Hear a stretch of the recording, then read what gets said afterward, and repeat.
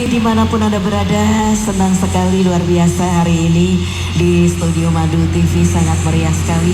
Baru saja tampil grup solawat Syifa Unada dari Talun Kulon. Kasih tepuk tangan sekali lagi. Iya, luar biasa. Baik, kita lanjutkan kembali pertemuan kita di hari ini. Ada bahasan yang sangat luar biasa dan tentunya saya yakin ini ada kaitannya dengan kehidupan kita sehari-hari. Dan hari ini juga kita bertemu dengan beliau yang sangat luar biasa yang insya Allah akan mengupas tuntas tentang masalah kesehatan. Beliau adalah Bunyai Dr. Haja Yunis Hidayat MPD. Assalamualaikum Bunyai. Waalaikumsalam warahmatullahi wabarakatuh. Alhamdulillah, gimana kabarnya? Alhamdulillah sehat. Sehat, iya. Sehat, ceria, bahagia, Bahagia, iya. Alhamdulillah. Di hari ini Bunyai kelihatan ceria sekali juga karena bersama ibu-ibu muslimat PAC Bandung. Luar biasa. Oke, luar biasa. Baik Bunyai, hari ini bahasanya tentang masalah kesehatan. Sehat sehari-hari itu perlu dan penting. Nah, gimana sih hidup yang sehat itu ala Rasulullah gitu ya? Saya yakin Bunyai ini pasti sudah siap menyampaikan untuk yang ada di rumah juga yang ada di studio. Silakan. Ya. Bismillahirrahmanirrahim. Assalamualaikum warahmatullahi wabarakatuh. Bismillahirrahmanirrahim. Alhamdulillahirabbil alamin. Allahumma shalli ala sayyidina Muhammadin wa ala alihi wa sahbihi ajma'in. قال الله تعالى في كتابه الكريم أعوذ بالله من الشيطان الرجيم بسم الله الرحمن الرحيم رب اشرح لي صدري ويسر لي أمري واحلل عقدة من لساني يفقهوا قولي الآية أما بعد. Kepada pemirsa Madu TV dimanapun berada, alhamdulillah hari ini kita berjumpa lagi dalam kegiatan ngaji dan bersolawat bersama PC PAC Muslimat Bandung ya. Hari ini alhamdulillah solawatnya begitu semangat ibu-ibu untuk bersolawat juga luar biasa. Kebetulan hari ini adalah tema kita bagaimana bisa sehat jasmani. Para hadirin pemirsa Madu TV rahimahullah, bahwa hamparan yang ada ini adalah dipersiapkan untuk kita semua. Indikatornya bahwa Allah itu menghendaki kita semua untuk menjadi manusia yang tidak hanya sehat jasmani tetapi juga sehat rohani. Pertama yang kita bahas ini adalah tentang sehat jasmani. Allah telah persiapkan berupa apa sajakah kita untuk bisa sampai pada sehat jasmani. Adalah yang kita persiapkan tentu adalah dengan pola makanan yang sehat. Ya, apa saja itu pola makan yang sehat? Nah, di sana ada bermacam-macam tumbuhan, ada bermacam-macam hewan, ada air, dan semua itu diperuntukkan untuk kita semua. Setelah Allah memberikan kita bermacam-macam kebutuhan kita, maka bagaimana cara kita untuk mendapatkannya? Tentu pemirsa, untuk mendapatkan semua itu adalah dengan cara yang halal. Mengapa? Ketika itu cara mencari kita dengan cara yang halal itu nanti akan berdampak kepada keberkahan dalam kehidupan kita. Tidak sekedar kita secara pribadi, tentu masyarakat secara umum. Semoga semuanya masyarakat yang ada di sekitar kita dan pemirsa di seluruh Madu TV, semoga kita semuanya Allah telah memberikan kita kemudahan untuk mendapatkan rezeki, untuk mendapatkan makanan yang kita cari selama ini. Kemudahan itu selalu meliputi kita semua, sehingga makanan-makanan yang kita makan, yang kita sajikan kepada keluarga ini penuh dengan keberkahan. Pemirsa Madu TV, kemudian setelah makanan itu kita dapatkan dengan cara yang halal. Bagaimana makanan itu kita kita biarkan untuk begitu saja atau kita olah sembarangan begitu? Karena pola hidup sekarang itu mulai bergeser ya. Anak-anak sekarang itu mengikuti pola-pola yang mana polanya tetap cepat saji. Nah, ternyata pada sisi kesehatan bahwa pola makanan cepat saji ini ternyata kurang sehat. Mengapa kesehatan pada mbah-mbah kita dulu itu kesehatannya itu kok bagus ya, usia mereka panjang ya. Sementara saat itu juga belum begitu banyak penyakit yang beredar. Tetapi kalau kita bandingkan sekarang bahwa penyakit itu semakin banyak ya. Dari data yang ada bahwa anak-anak sekarang itu yang mengalami gagal ginjal itu sudah banyak sekali. Di Surabaya maupun di Tulungagung itu sudah banyak sekali. Ternyata itu indikasinya adalah disebabkan apa? Pola makanan yang kurang sehat. Nah, Bapak Ibu, saudara-saudara, para hadirin yang ada di TV Madu TV, maka bagaimana kita untuk mengolah makanan? Kalau dulu kita bisa bercerita tentang nenek moyang kita, ketika mereka mengolah makanan itu adalah dengan cetek geni. Cetek.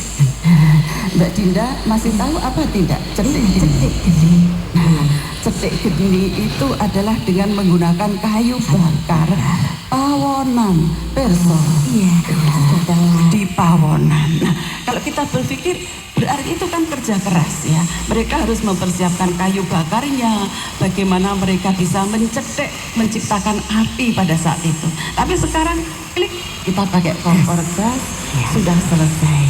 Tetapi ewo semono pada saat-saat ini sudah mulai ada gejala generasi muda itu ogah untuk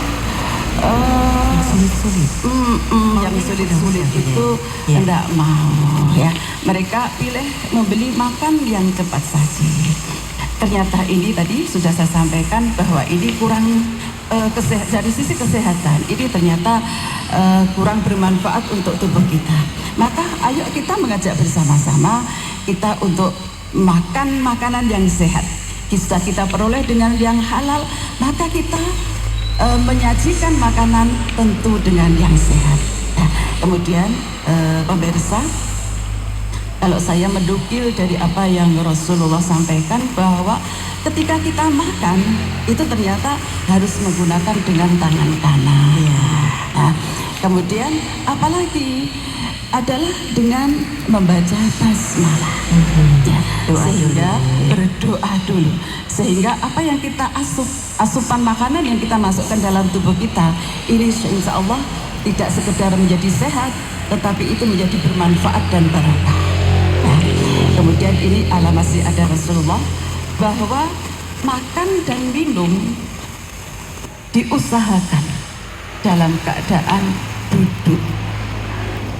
Mengapa?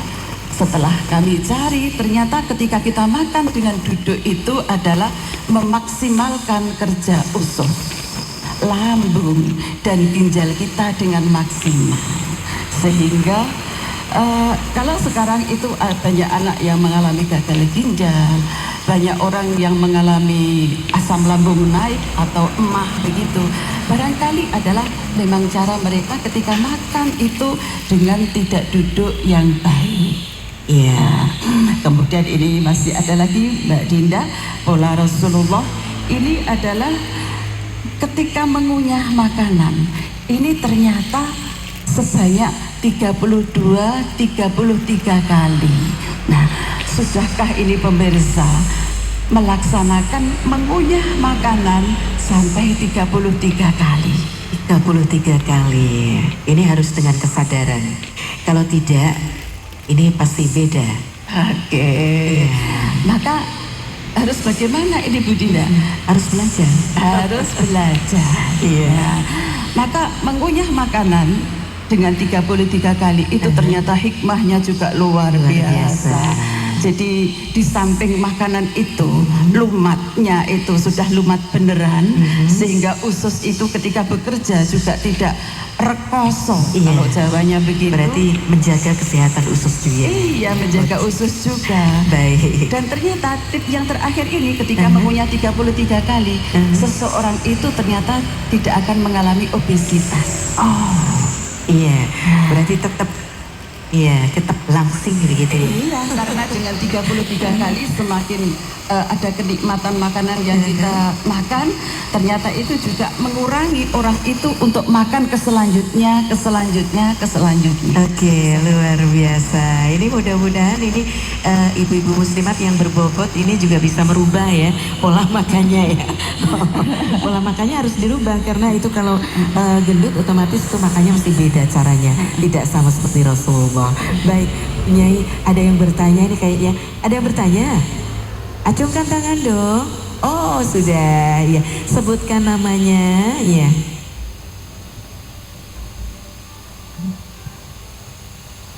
Assalamualaikum warahmatullahi wabarakatuh. Waalaikumsalam warahmatullahi wabarakatuh. Perkenalkan, nama saya Sela dari grup Sholawat Al-Muslimah Bandung. Saya ingin bertanya, apa yang dimaksud dengan makanan yang halal? Terima kasih. Apa yang dimaksud dengan makanan yang halal? Punyai?